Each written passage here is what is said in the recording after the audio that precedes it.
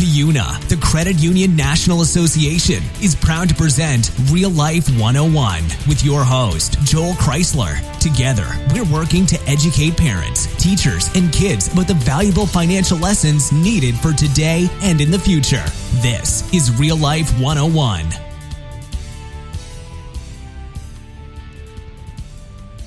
As our kids are growing, there's often a question about what financial topics they should know and when they should know them. One of the most important roles we play as parents is educating our kids about finances. A basic understanding at an early age is so important. Simple concepts that we as adults take for granted are essential to build a sound financial base for our kids. Then, as they progress in age, the lessons can continue. We can assume that many money lessons probably won't be learned in schools. Some schools do, and that is to be commended. But as parents, we should be committed to helping our kids avoid the financial lessons and challenges that many of us learned through the School of Hard Knocks. So the million-dollar question, when should I start teaching my child about money? In this podcast, we'll take a look at 5 key things the experts say your child should know about money and personal finance by the time they are ready for and entering into kindergarten. These lessons should help open the door to future and more complex financial lessons. According to the Money As You Grow website, moneyasYouGrow.org, which was launched by the President's Advisory Council on Financial Capability, a kindergartner should grasp 4 key concepts. First, you need money to buy things. Second, you earn money by working. Third, you may have to wait before you can buy something you want. 4, there's a difference between the things you want and the things you need. But I also believe another point should be added to the concepts, and that point is 5, understanding the basics of credit and investing. Now let's take a look at some of the ideas of how we can teach these concepts to our kids. It's important to keep in mind that 5-year-olds are inquisitive and they want to learn. We don't want to overwhelm them, but we should set a goal to intrigue them to want to find out even more. Concept number 1, you need money to buy things. Money doesn't grow on trees, as anyone who has visited a grocery store with small children can confirm. Kids are often confused about money. They see us scan a card or press a button online and walk away with money, groceries, and whatever else might be on our list. It can easily seem to them that there is an endless supply of money. It's important to explain how those cards you're using actually work. Whether they're debit or credit cards, kids need to know that they are tied to real money, money that must be earned or repaid. When your children are very young, perhaps age 3 or 4, show them how to tell different coins and bills apart.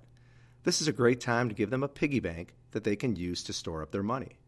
A piggy bank is a tangible place to keep their money safe, and if it's clear, it will allow your child to hear, feel, and see the money accumulating. I also love the idea of visiting your local credit union and setting up a savings account for them at a young age. If it was set up when they were a baby, still take them to your local branch and have them make a deposit with the money they accumulated in their piggy bank from time to time, and encourage them to watch the balance grow. Concept number 2, you earn money by working. Money is the reward for the work we do. Young kids see adults whip out the plastic cards and may not associate money we spend that way with the work we did to earn it. One of the best ways to teach kids about this aspect of money is to give them opportunities to earn money for their own work, whether it's doing jobs around the house, meeting their reading or academic goals, or other behaviors, or even work your family chooses to reward. This teaches a work ethic and makes them more invested in the choices they make with that money. Allowances can give kids experience with real-life money matters. Of course, you should determine the amount of the allowance you think fits their age and the scope of their responsibilities.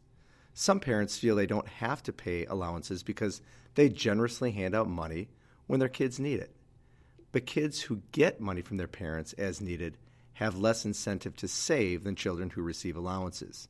That's something to think about. Concept number 3, you may have to wait before you can buy something you want. If it's worth having, it's worth saving your money. Let's face it, kids are constantly bombarded with cool toys and games that seem fun and exciting. It's only natural to want these things. But if we give in to every request, we are not teaching a very valuable lesson about how to get the things we want in life. The idea of saving for what we want is a critical one. In fact, a 2016 study found that 1 in 3 Americans has no money saved for retirement. Get kids excited about the benefits of saving by providing an opportunity to save for the things that they really want. Setting a goal, such as buying a new video game, and then assisting your child in the value of putting money away for that purchase can be a great life lesson. While they're saving, they'll be tempted to spend their money on other things. Encourage them to keep their eyes on their goal.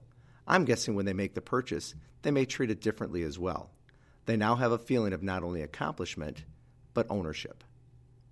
Concept number 4, there's a difference between the things you want and the things you need. Spending means making choices. One of the lessons kids need to master is the idea that if they buy something now, that means they may not have the money later to buy something else. You can help them learn this lesson early by requiring that they make choices with the money they save from chores and gifts. Kids may want a Lego set and the candy next to the grocery register. Your job is to help them think about their goals so that they make smart choices. Whether good or poor, they will learn from their spending choices. You can help them see the spending pros and cons before more spending takes place, but be sure to follow up with the consequences of their decisions. You can also use this lesson as a chance to look at your family expenses and bringing your child into the reality of your financial life. Beginning the discussion about things that your family needs, like groceries, making your house payment, electricity or heat, and how those bills need to be taken care of before you can look at a night out to the movies, a trip to the trampoline park, or a family vacation. Those lessons can be powerful, and your child may even earn some more respect for what you as the parent have to provide. And finally, concept number 5, understanding the basics of credit and investing. The statistics are shocking. Nearly 2/3 of Americans don't have basic financial literacy, according to the most recent National Financial Capabilities Study from the FINRA Investor Education Foundation. This leads to irresponsible credit usage and less than wise investment choices. Making sure your child understands the impact of borrowing and the costs that go along with it is essential. Share with them what it means to use your credit card. Make sure they know you are borrowing the money now with a promise to pay it back later. Share that you may also have to pay a little bit more in interest as a kind of thank you to the lender. Also begin to share with them the value of long-range savings, such as investment. Maybe spend some time showing them your retirement plan. How much do you put away each month? How much are you making or hoping to make as your money grows? If they see the potential to make money grow, it can have a huge impact, and that knowledge will help guide their behavior as they age. It's never too soon to start teaching kids to make good choices with money. Use these 5 concepts to set the groundwork for your child's financial future. As they get older, they'll be ready for more complex lessons about money. Your job as a parent includes so much, and the financial future of your child is a very important piece. Hopefully, the tips shared can help you, and we, together, can create a bright financial future as we face Real Life 101.